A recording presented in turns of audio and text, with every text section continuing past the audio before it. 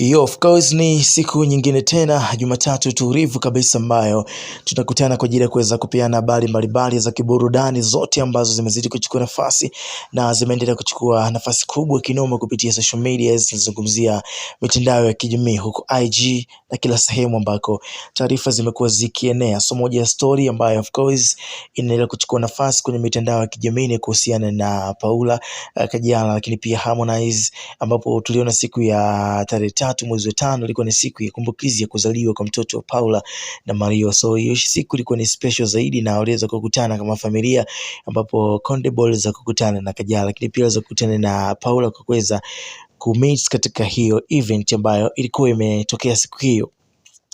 Mambo kibao ambayo yaliweza kutokea pale, ikiwemo wawili hao waliweza kukutana na kuweza kushow love na kuweza kucelebrate na vitu kama hivyo kuweza kuendelea licha ya muda mrefu kutoweza kuwa pamoja.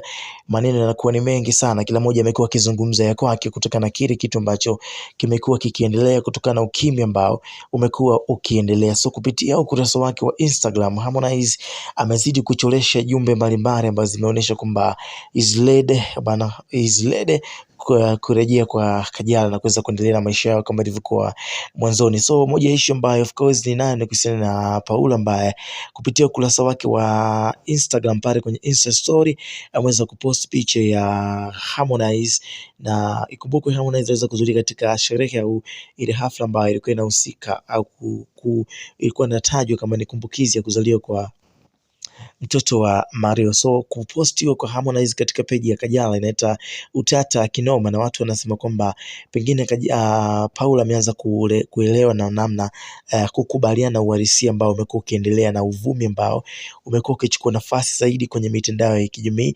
ambapo tuweza kuona siku ambazo zilikuwa zimepita Harmonize aliweza kukutana na Kajala katika mashindano ya Samia Cup. Jambo lile wengi walikuwa wamemchukulia Paula kwa namna tofauti, kwa namna alivyoweza kulichukulia lile jambo, kwa sababu alikuwa mtu ambaye hafurahishi kabisa mahusiano ya Harmonize na Kajala kuweza kutokea. Sasa maoni yako ni yapi kwenye hichi ambacho kinaendelea kwenye mitandao ya kijamii?